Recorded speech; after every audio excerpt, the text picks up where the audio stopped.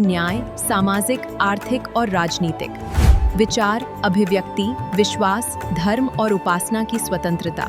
हम अक्सर कहते हैं कि हम स्वतंत्र हैं, लेकिन गहराई से सोचें तो हम कई तरीके से स्वतंत्र नहीं हैं।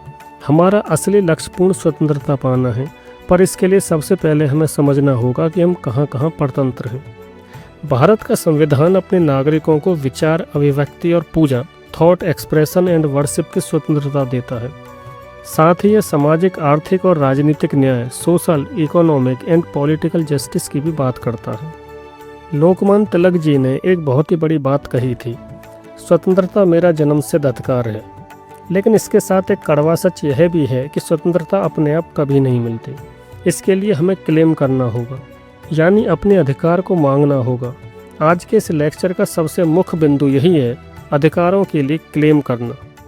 शिक्षा की बात करें तो हमारा संविधान हर बच्चे को शिक्षा का अधिकार, राइट टू एजुकेशन देता है।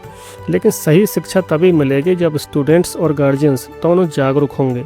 भारत में आज भी बहुत सारे परिवारों की आर्थिक स्थिति अच्छी नहीं है। स्कूलों की भारी भरकम फीस और प्राइवेट पब्लिशर्स की महंगी किताबों का खर्चा उठाना उनके लिए बहुत मुश्किल हो जाता है।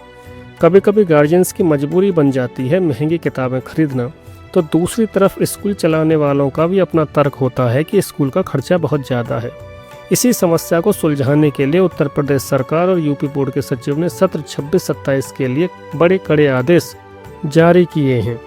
कक्षा 9 से 12 तक केवल ऑथराइज्ड एनसीईआरटी किताबों से ही पढ़ाई होगी। यदि कोई स्कूल महंगी गाइड या प्राइवेट किताबें थोपता है तो उस पर 5 लाख रुपये तक का जुर्माना लग सकता है और स्कूल की मान्यता भी रद्द हो सकती है। सभी जिलों के DIOS को निर्देश दिए गए हैं कि गार्जियंस का आर्थिक शोषण ना हो।